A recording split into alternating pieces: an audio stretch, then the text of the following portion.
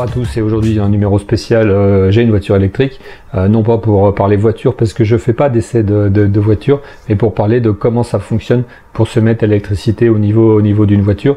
Il faut 4 composants, il faut un téléphone portable pour l'application, il faut une wallbox, il faut un power boost, je vous expliquerai ce que c'est, et il faut une voiture électrique bien sûr, pour pouvoir utiliser tout le reste. Donc en fait, au niveau de l'installation que j'ai mis en place ici, moi je voulais quelque chose de sobre, hein, donc de petit, qui soit compatible avec mon installation électrique, qui permette de recharger une voiture dans un usage urbain. Je rappelle en fait qu'il faut bien réfléchir en fait ce qu'on veut faire avec une voiture électrique. C'est pas encore aussi souple que l'essence. Il faut bien se déterminer sur les trajets que l'on fait. Ici, c'est une voiture qui est une petite voiture pour des trajets urbains. Donc en fait, il y a possibilité de se recharger tous les soirs à la maison. Hein, donc je ne suis pas dans une utilisation où je dois maximiser, minimiser les temps de pause entre les chargements en prenant quelque chose qui peut se recharger très vite et de manière très puissante. Et donc en une nuit à la maison, la voiture elle peut se recharger à 100%. C'est important de l'avoir en tête. Il y a peu de cas où j'aurais besoin de la recharger à l'extérieur. Donc c'est pour ça que je voulais m'équiper moi-même en borne électrique. Deuxième chose, c'est la puissance qu'elle prend quand elle se recharge. Dans une maison, en fait, vous n'avez pas une puissance infinie comme une borne dédiée en fait dans un parking ou dans une station. Donc, il faut que ça soit compatible avec le fait que vous allez faire autre chose pendant les rechargements et pas forcément tout éteindre et aller regarder la voiture se charger.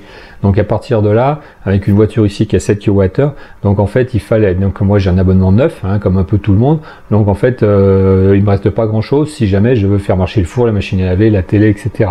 Donc pour cela, il y a un appareil qui existe, qui s'appelle le Power Boost, que vous branchez dans le compteur, qui va répartir la puissance entre tous les appareils et donner à la voiture la puissance disponible au maximum de la puissance de l'installation. Ça c'est indispensable pour moi. Au départ, je n'étais pas décidé sur ce truc, mais en fait maintenant je l'ai, je peux vous dire, c'est indispensable si vous voulez vraiment que ça soit optimisé et que vous n'ayez pas de soucis en vous disant je recharge la voiture, je ne peux plus faire telle ou telle chose. Et donc là, tout est automatique, je vous montrerai comment ça fonctionne. Ensuite, au niveau de l'application, moi je voulais une wallbox qui fonctionne avec un téléphone portable uniquement, que je puisse contrôler à distance, que je puisse administrer à distance. Pour moi, c'est la base aujourd'hui, donc Bluetooth, Wi-Fi. Donc c'est pour ça que j'ai pris la box wallbox. Donc je vous montrerai comment elle fonctionne tout à l'heure. Voilà pour l'installation. Maintenant, on va regarder justement le détail composant par composant. Et en premier, on va regarder la wallbox. Voilà, donc là on est à l'extérieur, donc on est devant la wallbox.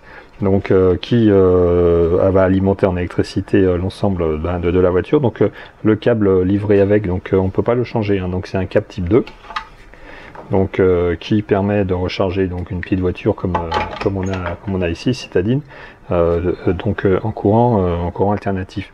Deux parties en fait sur la wallbox, on va mieux voir de côté. Une partie en fait, voilà.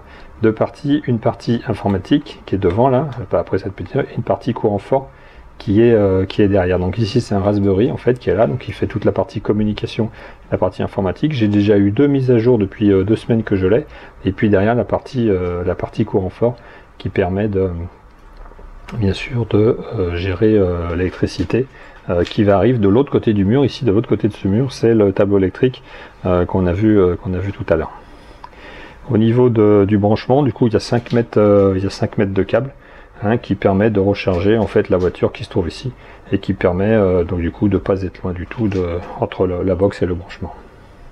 Alors comme vous avez vu, la wallbox en fait, elle a deux parties, hein. Elle a une partie courant fort, hein, qui va donner l'électricité à la prise type 2, et elle a une partie en fait un ordinateur, donc c'est un Raspberry Pi qui va piloter en fait l'ensemble, qui va donner les fonctions Wi-Fi, Bluetooth et autres en fait, hein, que vous pilotez par le téléphone.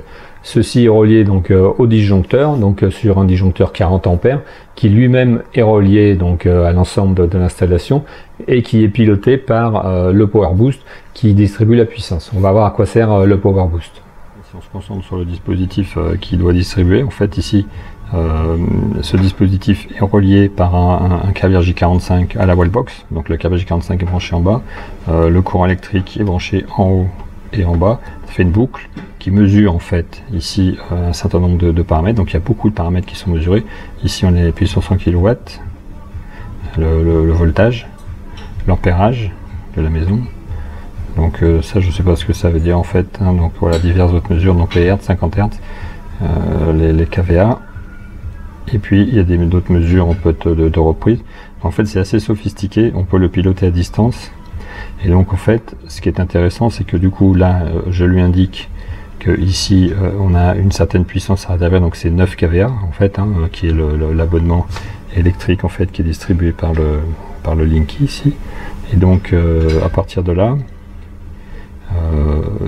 il va en fait répartir les 9 kVA entre la puissance qui est nécessaire pour l'appartement et la puissance qui serait nécessaire pour la charge de la voiture pendant qu'elle charge. On voit que ça clignote ici, ça veut dire qu'il y a le réseau qui fonctionne, et donc ce petit appareil, donc on verra sur le téléphone, est bien déclaré, et donc on va permettre comme ça de pouvoir avoir une voiture qui se charge sans que ça fasse péter le disjoncteur de l'appartement si nous pendant ce temps on veut faire cuire un truc au four, sur la plaque, etc., qui consomme beaucoup. Au niveau du Power Boost, comme vous avez vu, donc ça va être mis en place à la tête de réseau, donc à l'arrivée d'électricité en fait de toute l'installation. Ça va donc vous lui indiquer la puissance que vous avez en fait ici, on va dire 40 ampères, et donc il va répartir les 40 ampères entre toutes les installations qui fonctionnent et la charge de la voiture. Et donc pour cela, il est relié à la wallbox pour lui indiquer quelle puissance elle doit distribuer. Donc là, il y a un câble réseau qui est passé dans le mur et qui relie les deux appareils. Et donc l'appareil, comme vous avez vu, il a un écran tactile, donc c'est quand même assez sophistiqué, qui permet de piloter l'installation. Dernier élément, donc la partie logicielle, la partie qui est téléchargée sur le téléphone qui concerne la wallbox, qui permet de piloter donc l'ensemble de l'installation. Et là, on va vous montrer un petit tuto qui vous permet de voir comment ça fonctionne. Alors, on va maintenant regarder comment fonctionne l'application Pulsar Plus, donc de la wallbox. Donc on voit ici qu'elle est disponible. On va donc l'ouvrir et se connecter. Soit elle va se connecter en Bluetooth si je suis assez près, soit elle va se connecter en Wi-Fi si je suis un peu plus loin. Donc on voit qu'elle est connectée ici en Bluetooth, il y a le petit logo Bluetooth qui apparaît. On voit que j'ai 32 ampères disponibles connectés. On voit quelles ont été les sessions qui ont été réalisées ces derniers temps, et puis comme on peut rentrer le prix du kilowattheure, en fait du coup on a le prix que nous a coûté chaque recharge. Au niveau du paramétrage, en fait c'est assez simple, puisqu'en fait on a ici un bouton paramètres. Donc on a les informations sur le chargeur. Bon, je vais pas voulu me le présenter parce que c'est personnel en fait pour le coup. On a le Power Boost qui est installé, et donc dans lequel j'ai réglé la puissance à 40 ampères. Le Power Boost, je vous l'ai montré tout à l'heure. Et on a également la possibilité d'installer un mid-meter qui permet de gérer un certain nombre d'autres éléments. Moi je ne vais pas utiliser puisque j'utilise que pour moi au niveau de la wallbox.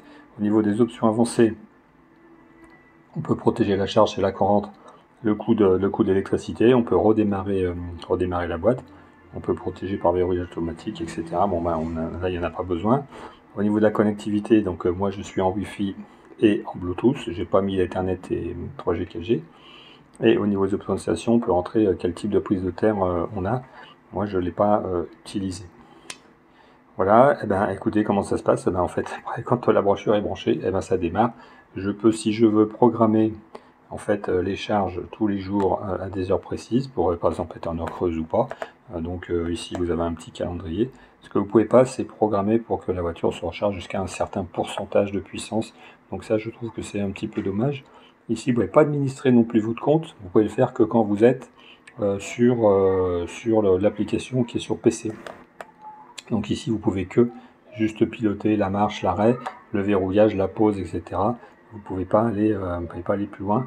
Donc c'est ce qui est un petit peu dommage. Donc, mais en tout cas, l'avantage, c'est que c'est très simple et c'est hyper pratique à paramétrer. Il suffit d'entrer le numéro de série, de se mettre en Bluetooth la première fois, et puis ça va se connecter. Ensuite, on met en place le Wi-Fi et on est bon pour la vie. Voilà, c'était tout pour présenter l'application Wallbox et ses différentes options. Voilà pour le fonctionnement du logiciel. On a vu tous ensemble là le fonctionnement de l'ensemble de l'installation. Donc une installation qui coûte à peu près 1000 € pour avoir tout installé.